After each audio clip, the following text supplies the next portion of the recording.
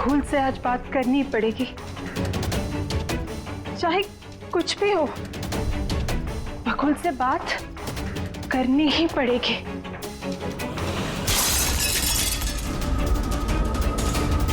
घर में तो कोई नहीं है, ये आवाज कैसे?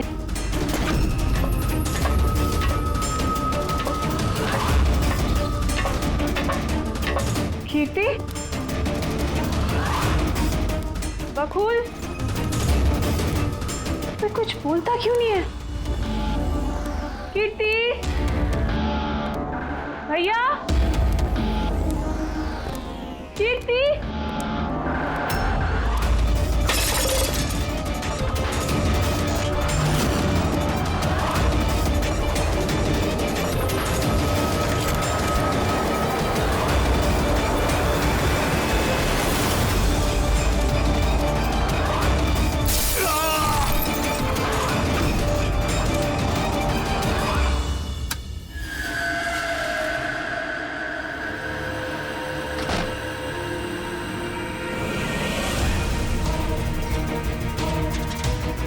भैया का सूटकेस?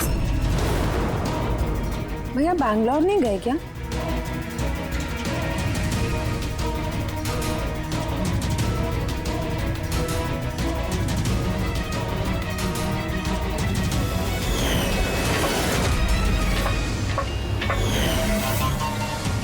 भाभी भी वापस आ गई।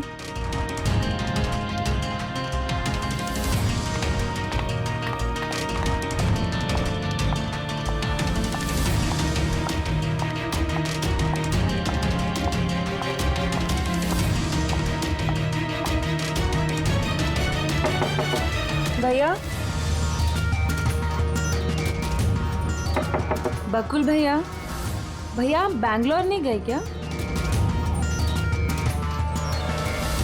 भाभी,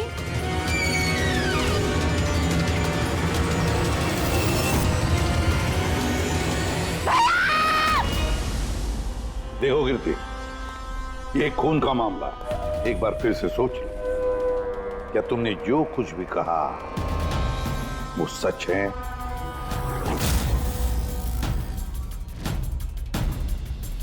सर, हमें नहीं लगता है कि ये बात सच है। आपके लगने या ना लगने से कोई फर्क नहीं पड़ता। जब आपसे कुछ पूछा जाएगा तभी बोलना। हो सकता है ये सच बोल रही हो, क्या पता। मैं पागल नहीं हूँ, मैं होश में हूँ। मैं कह रही हूँ ना आपको कि आशिका भाभी ने खुद ही बोला है कि उन्होंने बकुल भैया का खून किया है। सिर्फ मार दिया ये कहने से साबित नहीं हो जाता कि उसी ने बकुल को मारा है। ये भी हो सकता है कि वो कुछ और बोलना चाहती है। हाँ?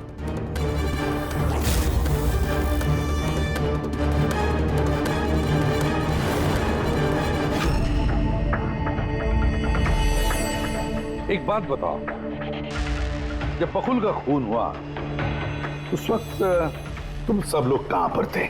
कहां थे तुम लोग? मैं और नितिन तो एक दोस्त की शादी में खंडाला गए थे।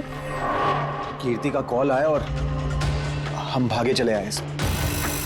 मेरी बिजनेस मीटिंग थी होटल क्रिट्स में, वहाँ एक क्लाइंट के साथ डिनर था। जैसे ही नितिन का फोन आया तो मैं यहाँ पर चला आया। और आप कीर्ति, आप कहाँ थी? मैं बाहर गई हुई थी। कीर्ति बाहर गई थी, चाचा जी क्लाइंट के साथ मीटिंग में थे और आप दोनों खंडाला गए थे। उस वक्त बकुल और आशिका घर में अकेली थी, है ना? बकुल भैया भी बैंगलोर जाने वाले थे। उनकी 11 बजे की फ्लाइट थी और आशिका भाभी तो पार्टी में गई थी। आप सब घर में नहीं थे तो फिर बैंगलोर जाने वाला बकुल वापस क्यों आया घर पे? और ये आशिका, वो पार्टी से वापस क्यों आई? तो वो आप जाकर आशिका भाभी से पूछिए ना कि वो इतनी जल्दी वापस क्यों आ गई। वो तो घर पे ये बोलकर गई थी ना कि वो सुबह वापस आएंगी। वो तो हम पूछेंगे उससे। फिलहाल आप बताइए, आप कहाँ गई थी बाहर? मेरी मदर बैंड्रा रहती है। उनको अचानक फूड पॉइजनिंग हुआ था, मैं उनके पास ही गई थी। और फिर वहीं से मैं आई। वाह, दया। हर एक के पास एक्सप्लेनेशन है कि बकुल के खून के वक्त मैं यहां था, मैं वहां थी, मैं वहां गया था। सबके पास एक्सप्लेनेशन है, लेकिन आप सब लोग एक बात अच्छी तरह से याद रखना, हम सीआईडी वालों से सच ज्यादा देर तक छुपता नहीं, सामने आकर ही रहता है।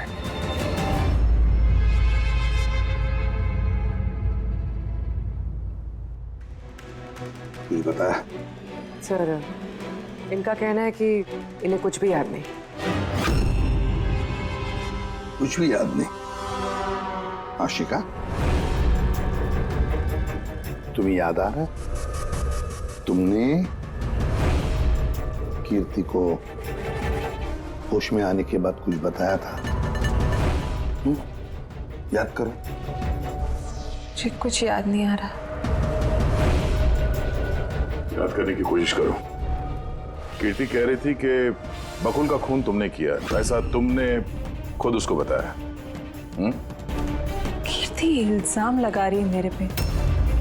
बकुल को मैंने नहीं मारा।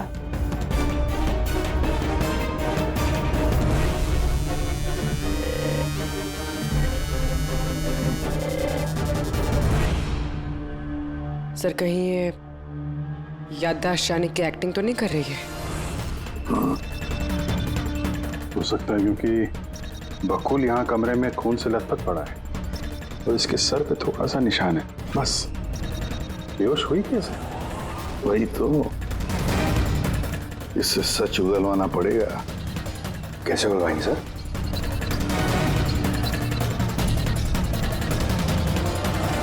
सच उगलवाएंगे नार्को टेस्ट से।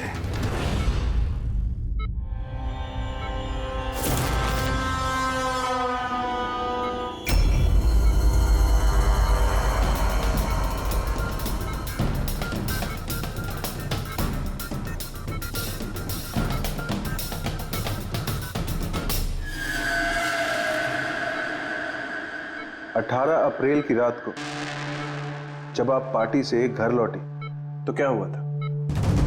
मैं घर में घुसी, बकुल चिल्ला रहा है।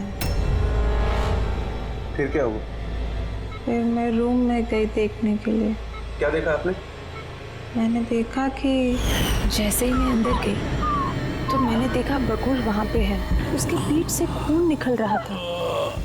मैंने वहीं पर एक लड़की की लाश पड़ी हुई देखी। मुझे गुस्सा आया और मैंने वहां पड़ा एक कांच को उठाया।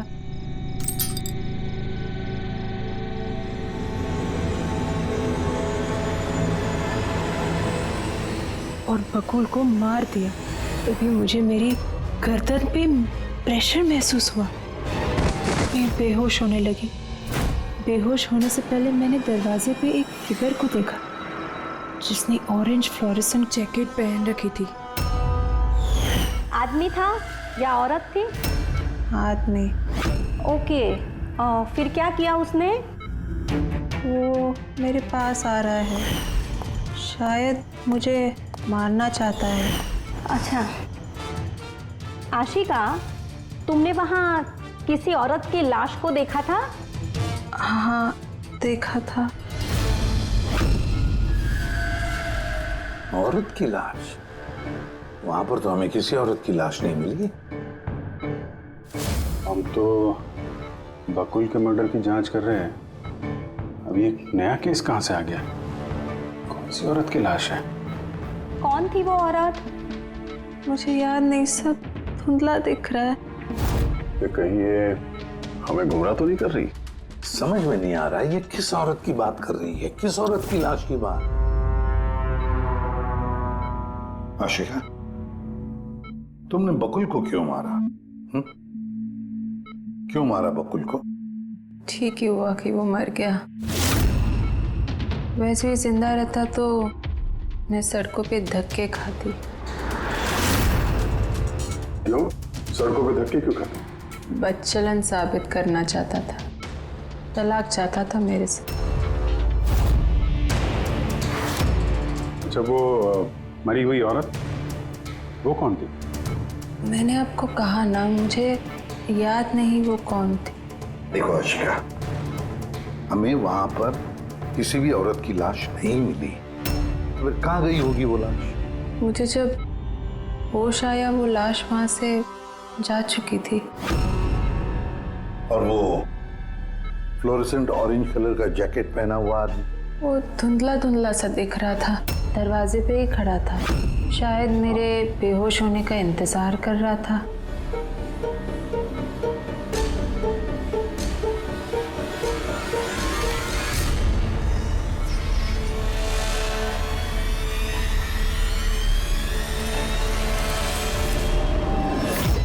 अभी तो आशिका वही बोल रही है जो उसे अच्छा लगता है, मगर टेस्ट में उसने सब कुछ सच सच बोला है।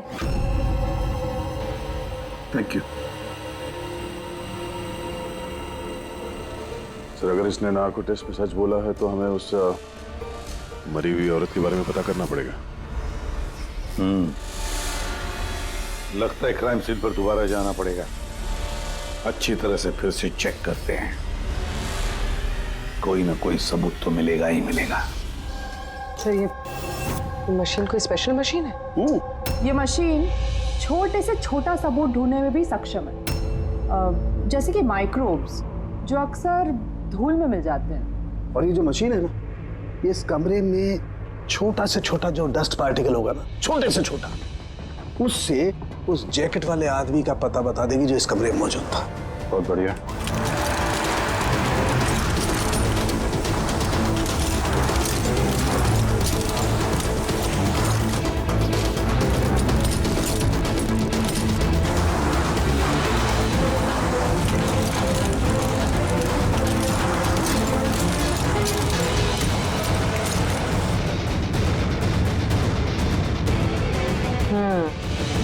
ये देखिए,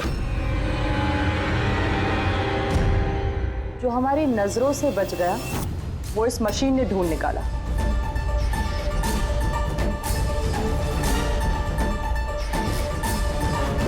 ये तो कोई नाखून लगता है। वो भी नेल पेंट लगा हुआ, डेफिनेटली कोई औरत का है।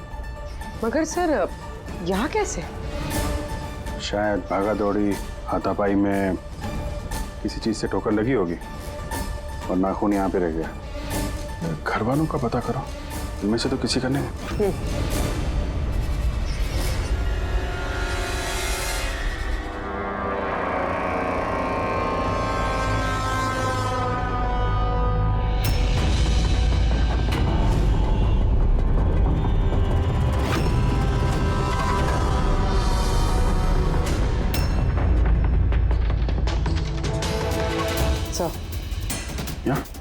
पर घर में तो किसी का भी नहीं है। शायद उस औरत का होगा जिसकी लाश आशिका ने देखी थी।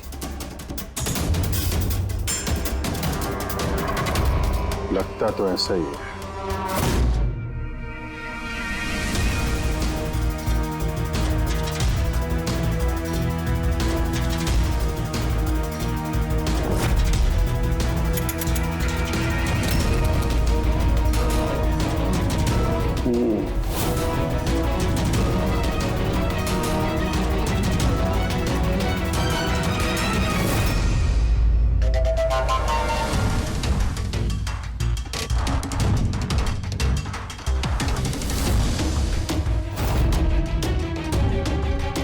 ये बात है तरीका।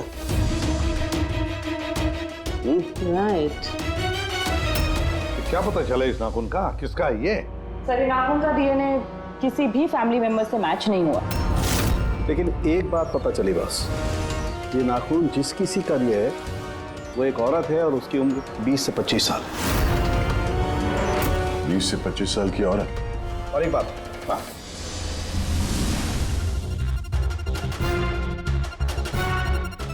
ये जो बारीक बारीक सफेद सफेद कण देख रहे हो ना, ये high percentage of high and है।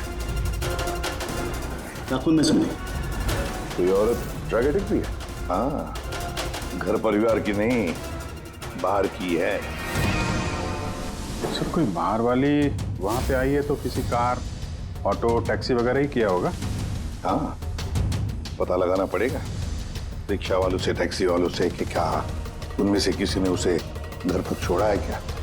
सर वो आशिका बता रही थी कोई फ्लोरोसेंट ऑरेंज कलर की जैकेट पहने हुए आदमी था वहां पे।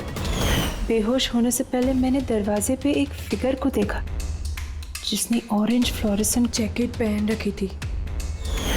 वो कौन है, कहाँ से आया, कहाँ गायब हो गया, उसके बारे में भी पता लगाना पड़ेगा। और सर जितने ड्रग पेडलर्स हैं उनसे भी पता करना पड़ेगा कि कितनी औरतें ये हाई एंड लेती हैं। अभिजीत एक काम करो, रिक्शा वालों से, टैक्सी वालों से पता लगाओ क्या किसी ने इस औरत को घर पर छोड़ा था क्या, और मिसिंग पर्सन रिपोर्ट भी चेक करो। बताया जाओ, शहर में जितने भी ड्रग पेडलर्स हैं ना, सबसे जाकर पूछताछ करो। देखो क्या वो किसी ऐसी औरत को जानते हैं जो हाई क्वालिटी इस्तेमाल करती है, और हम जाकर उन घर वालों से मिलते हैं, देखते हैं क्या कर रहे थे, कहाँ गए थे इस हादसे के वक्त।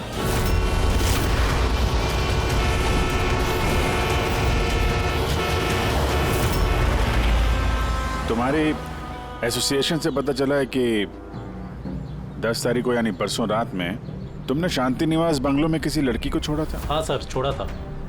कितने बजे की बात है? सर लगभग 1 बजे की बात है, उसी बंगलों में। सर बहुत नशे में थी वो, और बार बार अपने हस्बैंड को गाली दे रही थी। अच्छा जी सर।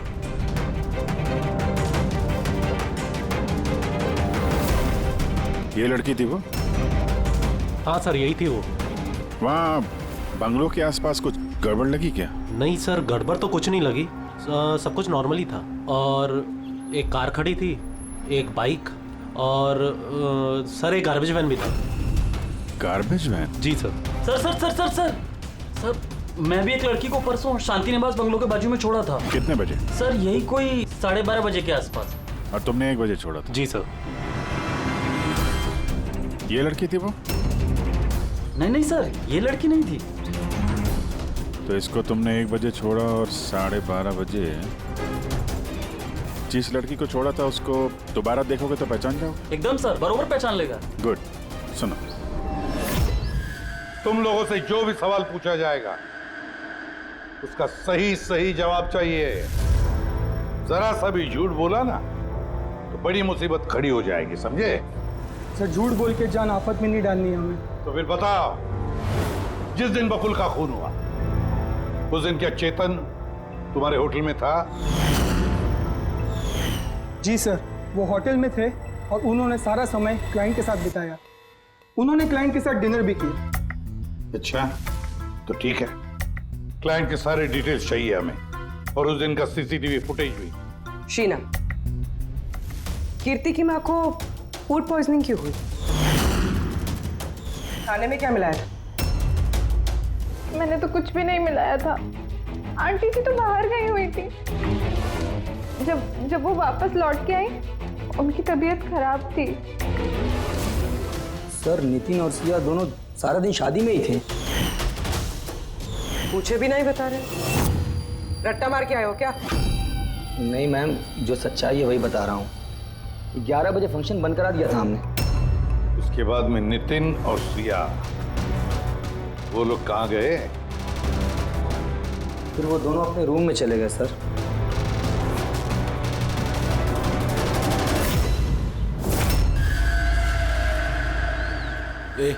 ये माल किधर मिलेगा?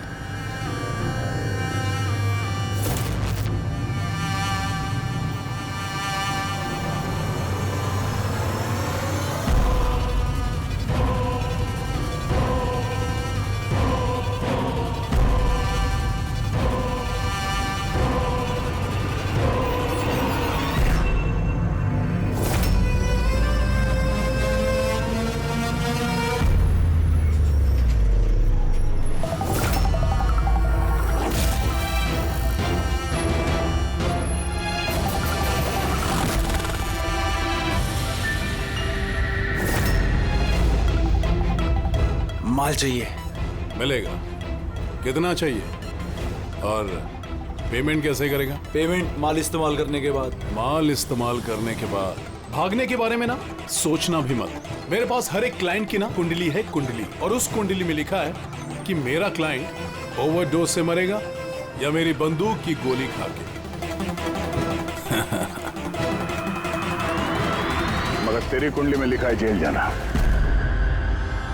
उन सब औरतों के फोन नंबर चाहिए हमें जिन्हें तुम ड्रग सप्लाई करते हो। जल्दी लाओ।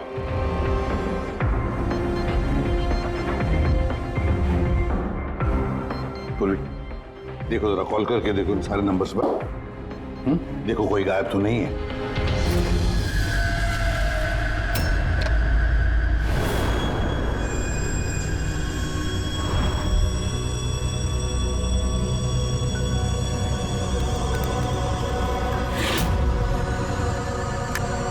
हेलो।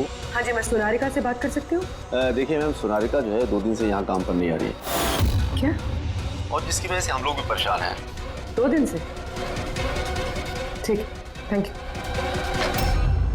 सर, सर डायरी में जो फोटोज थी उनमें से ये वाली लड़की गायब है। इसका नाम सोनारिका है और ये एक बार में काम करती है। 2 दिनों से गायब है।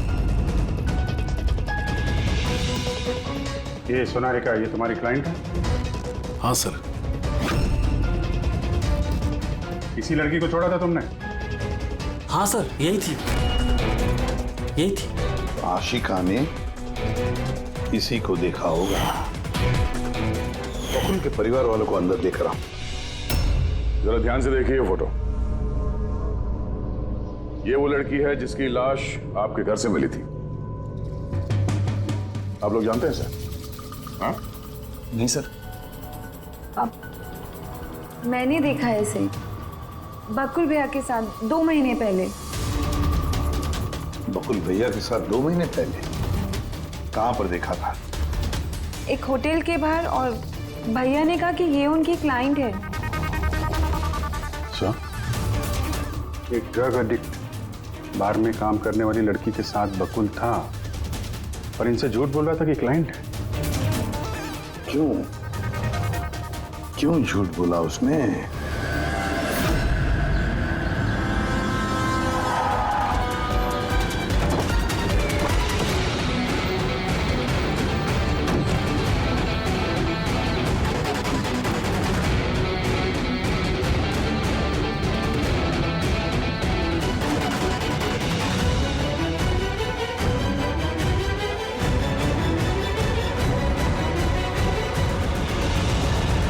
ये सोनालिका यहीं पे काम करती थी ना?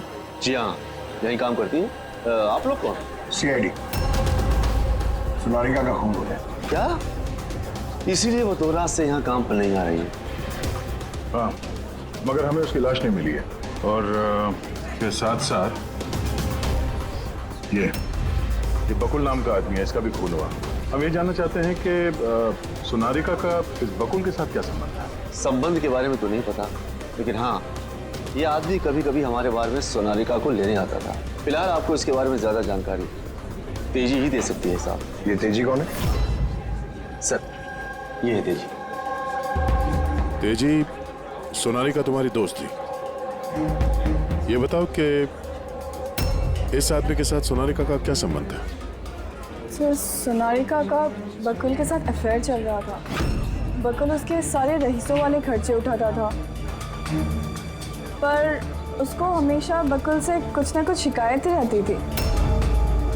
कैसी शिकायत रहती थी? वो कहती थी कि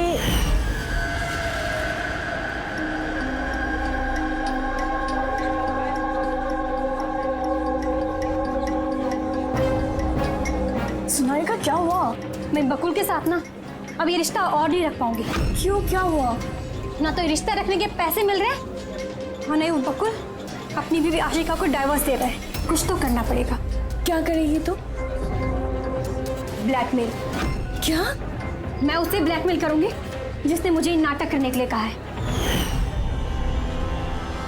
तो कोई सोनालिका को पैसे दे रहा था बकुल के साथ प्यार का नाटक करने के लिए। मास्टरमाइंड कोई और ही है? हाँ, और उसी मास्टरमाइंड ने प्लान किया और इस सोनालिका और बकुल को मार दिया। और आशिका का वहां पर आना प्लान में शामिल नहीं था। समझ में नहीं आ रहा है कि ये बकुल अपनी फ्लाइट छोड़कर घर वापस क्यों आया।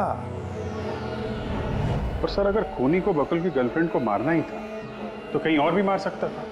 वहाँ घर पे क्यों फोन किया? तो शायद खुदी को पहले से पता था कि बकुल के घर में कोई नहीं, इसीलिए उसने धोखे से सोनारिका को वहां पे बुलाया और उसी समय बकुल और आशिका वहां पे पहुंच गए होंगे। ये हो सकता है। तो सर लाश को घर से बाहर कहाँ लेके गए होंगे और कैसे? क्योंकि बकुल के घर की सारी गाड़ियां तो पहले से बाहर थी। दया, खूनी अगर चाहता है तो क्या लाश के टुकड़े करके वो सूटकेस में भी ले जा सकता है, या फिर लाश के टुकड़े करके वो प्लास्टिक के थैलियों में भी डाल सकता है। कचरे की थैलियां हैं प्लास्टिक की। हाँ सर। एक कार खड़ी थी, एक बाइक, सर एक गार्बेज वैन भी था। क्या? रात के 1 बजे? रात के 1 बजे बंगले के बाहर एक कचरे की गाड़ी खड़ी थी? इसका मतलब है सर ये खून प्लांट था। ये खूनी गार्बेज वैन लेके आया था लाश को ठिकाने लगाने के लिए। और सर ये फ्लोरेसेंट ऑरेंज कपड़े गार्बेज वैन वाले उसके पहनते हैं। सर चेतन जिस कंपनी के बिजनेस डिनर पे गया था, ऐसी कोई कंपनी रजिस्टर्ड ही नहीं। मेरी बिजनेस मीटिंग थी होटल किड्स में। और कीर्ति की माँ ने बाहर कुछ भी नहीं खाया। मेरी मदर बांद्रा रहती है, उनको अचानक फूड पॉइजनिंग हुआ था, मैं उनके पास ही गई थी। फिर भी उसे फूड पॉइजनिंग हो गई। ठीक है, ये भी पता लगाना चाहिए कि जिस रात बकुल और सोनारिका का खून हुआ, उस रात खंडाला से कोई टैक्सी या प्राइवेट गाड़ी आई थी क्या बंगले पर?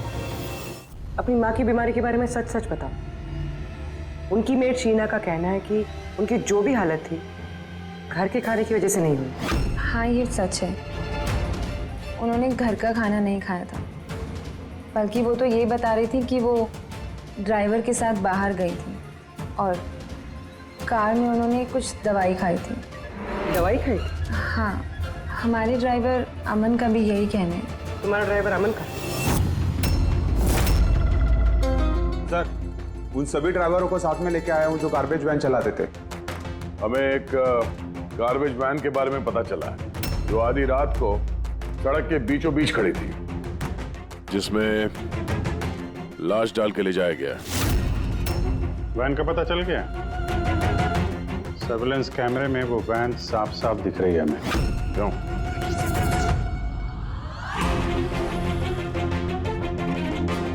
तुम हो ना उस वैन के ड्राइवर? नहीं सर, मुझे कुछ नहीं पता। मेरा भाई लेकर गया था सर उस वैन को। अब वो उसे कहाँ लेकर गया था और क्यों लेकर गया था मुझे कुछ नहीं बताया सर उसने। फोन लगा उसको? जी सर।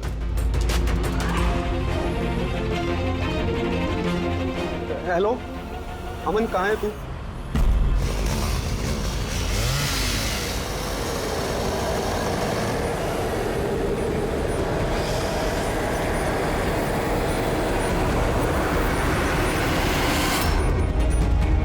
क्या भाई, कैसा है?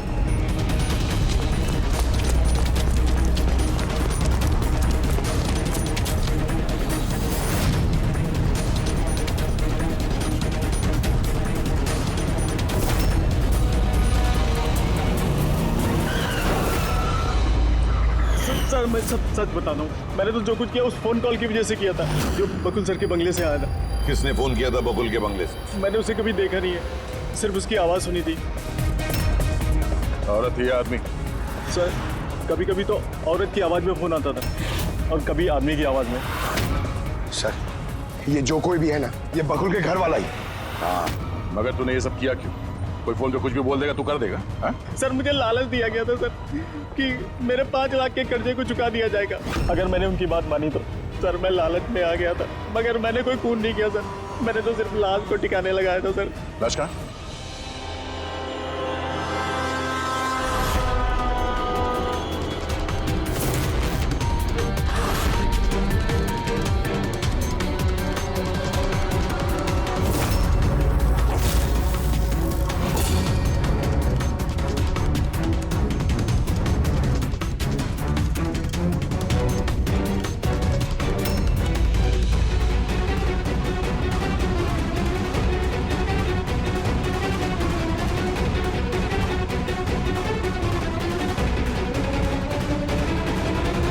बस इस लड़की का गला घोटा गया है, शायद इसी से इसकी मौत हुई है। तो इसीलिए सोनारिका की खून का कोई भी निशान नहीं था क्राइम सीन पर। और उसके पैर के अंगूठे का नाखून भी उखड़ा हुआ है।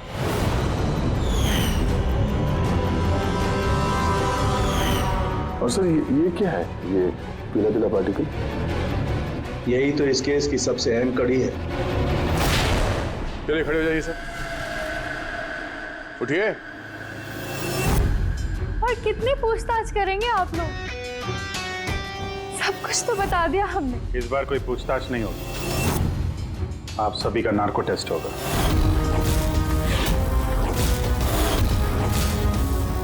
नार्को टेस्ट क्यों पर? क्योंकि आप में से कोई है जो सच नहीं बोल रहा। आपके पास कोर्ट की परमिशन है इस नार्को टेस्ट के लिए? जी हाँ, परमिशन के बिना हम कुछ नहीं करते।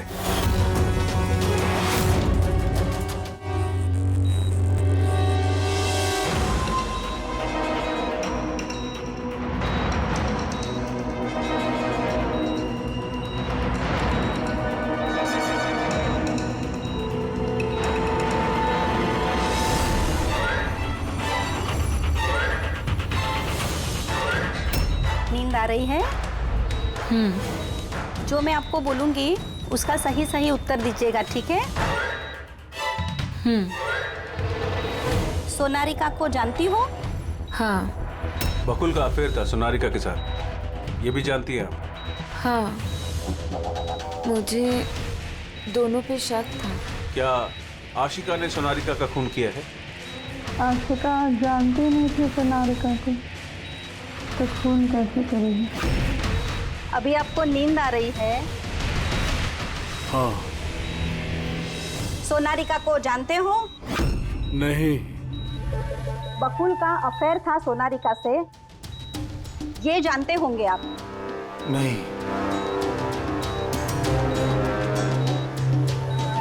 क्या आशिका ने सोनारिका का खून किया है?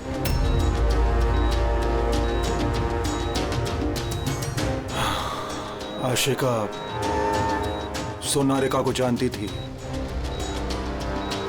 आशिका ने ही बकुल और सोनारिका का खून किया है। उसी ने ये खून की साजिश रची थी। आशिका की हरकतें कुछ दिनों से काफी अजीब थी। ये बात मैंने बकुल को बताई थी। क्या हुआ सर? हुआ कुछ नहीं नितिन, सिर्फ इतना बताना था कि ट्रुथ सीरम के असर से इंसान सिर्फ उतना ही बताता है जितना उसे पूछा जाता है, ज्यादा कुछ नहीं बताता। अब बात यह है कि इंसान का दिमाग अपना मेमोरी शेयर करता है पर ओपिनियन नहीं देता, जैसे तुमने अभी दिया। अब सारी असलियत फटाफट बता दे, वरना असली वाला सीरम देना पड़ेगा तुझे। असली ट्रूथ सीरम मतलब ये कि हमने जो सीरम दिया था वो ट्रूथ सीरम नहीं था, ग्लूकोज का इंजेक्शन था। What? शक तो हमें तुम पे पहले से ही था, लेकिन सारी सच्चाई तुम्हारे मुंह से सुनना चाहते थे। नितिन, सब कुछ तुमने बड़ी सफाई से, बड़ी चालाकी से किया था, लेकिन सोनारिका के चेहरे पर जो हल्दी लगी थी ना, उसने तुम्हें पकड़वा दिया। वही हल्दी जो शादी के वक्त तुम्हारे हाथ में लगी थी। ये पीला पीला पार्टिकल दरअसल हल्दी है, और इस हल्दी में आटा और तेल भी मिला हुआ। आटा, तेल, हल्दी। चेहरे पे हल्दी नहीं है, सिर्फ यहाँ कदम के पास।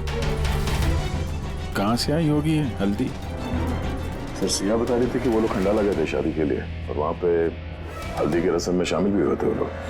बकुल 500 करोड़ का एम्पायर चला रहा था, वो एम्पायर जो मैंने सेटअप किया था, लेकिन वो मुझे ही उस एम्पायर से बेदखल करने की फिराक में था। तो फिर उससे बात करते थे, उससे समझाते थे। बात करने की कोशिश की थी सर, कई बार कोशिश की थी, लेकिन वो सुनता तब ना। भाई था वो मेरा, मैं नहीं मारना चाहता था उसे, लेकिन वो पूरा एम्पायर अपने नाम पे करवाना चाहता था। इसीलिए फिर मैंने भी एक प्लान बनाया। क्या प्लान बनाया? बकुल और आशिका के आए दिन झगड़े होते रहते थे। वो आशिका को छोड़ना चाहता था। मैंने सोनारिका को पैसों का लालच दिया और उससे कहा कि बकुल से झूठ मूठ का प्यार का नाटक करे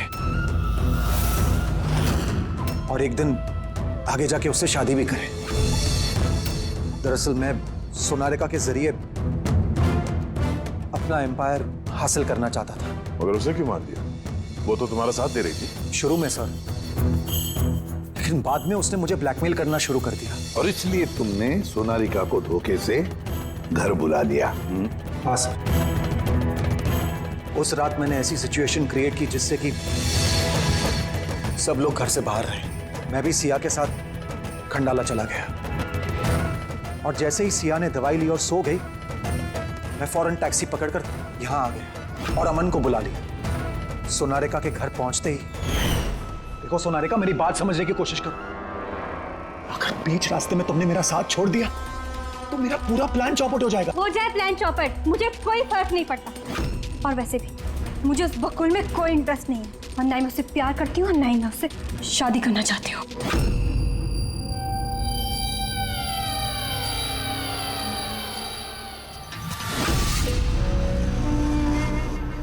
देखो, अगर तुमने मेरा साथ नहीं दिया तो बहुत पछताओगी, बता रहा हूं मैं। धमकी दे रहे हो तुम मुझे? धमकी दे रहे हो तुम मुझे? हाँ? ऐसा ही समझ लो।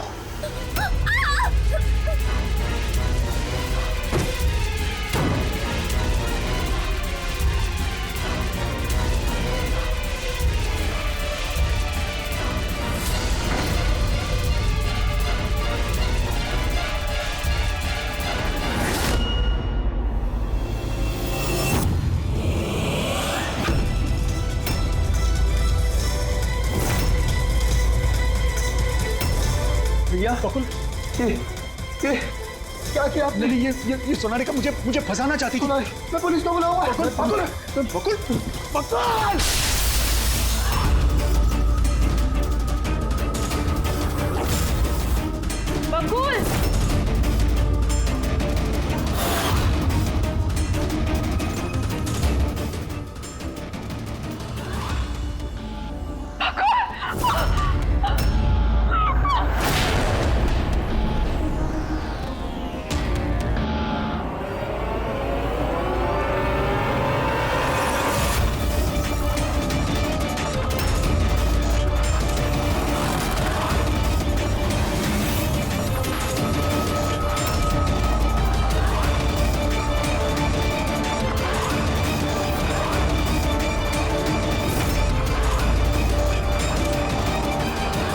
मैंने अमन को फोन पे पहले ही बता दिया था सोनारिका की लाश को ठिकाने लगाने के लिए। उसने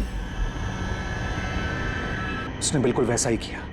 पैसों की लालच ने तुम्हें इतना अंधा बना दिया कि तुम अपना सगा रिश्ता भी भूल गए, अपने भाई की जान ले ली और तो और अपनी साथी सोनारिका को भी मार डाला।